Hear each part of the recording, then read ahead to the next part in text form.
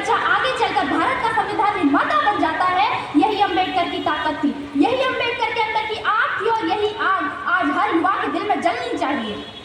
उन्होंने भारत को सिखाया कि जाति से नहीं क्षमता से पहचाने जाओ, स्थिति से नहीं शिक्षा से उठो।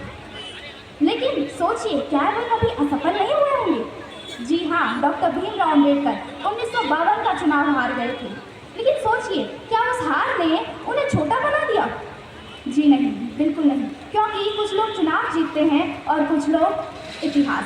डॉक्टर अम्बेडकर हार जरूर गए थे, लेकिन उन्होंने कभी हार मानी नहीं थी। हार मानी नहीं। छूत का शिकार बना, जिसे अपने स्कूल में पानी पीने तक की अनुमति नहीं थी, वही बच्चा आगे चलकर भारत का संविधान निर्माता बन जाता है, यही अम्बेडकर की ताकत थी, यही अम्बेडकर के अंदर की आग थी और यही आग आज हर युवा के दिल में जलनी चाहिए। उन्होंने भारत को सिखाया कि जाति से नहीं क्षमता से पहचाने जाओ, स्थिति से नहीं शिक्षा से उठो। लेकिन सोचिए, वे कभी असफल नहीं हुए होंगे। जी हाँ, डॉक्टर भीमराव अम्बेडकर 1952 का चुनाव हार गए थे, लेकिन सोचिए, क्या उस हार ने उन्हें छोटा बना दिया? जी नहीं, बिल्कुल नहीं, क्योंकि कुछ लोग चुनाव जीतते हैं और कुछ लोग इतिहास। डॉक्टर अम्बेडकर हार जरूर गए थे, लेकिन उन्होंने कभी हार मानी नहीं थी। विदेश से पढ़ करके लौटे थे ना डॉक्टर अम्बेडकर, 32 डिग्रियां और 4 PhD लेकर। वो जो वहां अधिकारी बनकर बैठे तो फाइलें फेंक कर दी जा रही थी। यही है विश्व गुरु, यही है सोने की चिड़िया। बाबा साहेब को पानी पीने को वो नहीं मिलता था जो सबको मिलता था। वापस लौटकर बड़ोदरा के सयाजी बाग में बैठकर रोए थे डॉक्टर अम्बेडकर कि मैं कितना पढ़ लिख कर लौटा हूँ, मैं कितना शिक्षित बनकर लौटा हूँ। मेरे साथ जब ये लोग इतनी जातियां कर रहे हैं तो मेरे लोगों के साथ क्या हुआ होगा। साथियों, उनके पास मौका था, वो चाहते तो वापस विदेश लौट जाते। 4 बच्चे मर गए डॉक्टर अम्बेडकर के, पत्नी मर गई, गृहस्थी बर्बाद हो गई।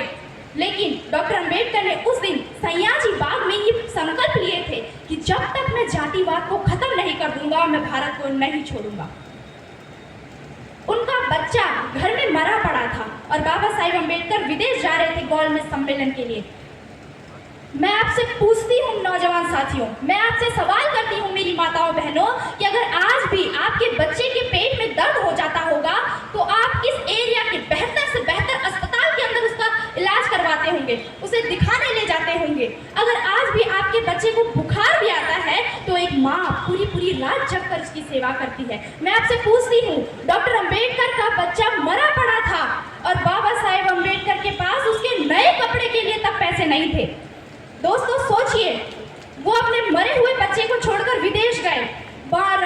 उनके पास इतने पैसे नहीं थे कि अपने मृत बच्चे के लिए वो नए कपड़े ले सकें। माँ रमाबाई ने अपनी साड़ी का पल्लू फाड़कर उस बच्चे को उड़ाया और बाबा साहिब से कहा कि इस एक बच्चे के लिए मत रुकना मेरे साहब, कि इस एक बच्चे के लिए मत रुकना मेरे साहब। इस देश में आने वाले लाखों करोड़ों राजरत्न पैदा होंगे अगर आज आप इस एक बच्चे को छोड़कर नहीं गए। और फिर डॉक्टर अम्बेडकर अपने बच्चे को छोड़कर विदेश के अंदर लंदन में हमारे अधिकारों के लिए लड़े। लेकिन सोचिए, क्या हम उस भारत को बना पाए हैं? क्या हम उस समाज को बना पाए हैं जिसका सपना बाबा साहेब ने देखा था? क्या आज के इस दौर में हर व्यक्ति शिक्षित है, हर युवा के पास रोजगार है, हर परिवार में भेदभाव और असमानता पूरी तरह से समाप्त हो गई है? जी नहीं, ये सब आज भी हो रहा है। जी हाँ, ये सब आज भी हो रहा है।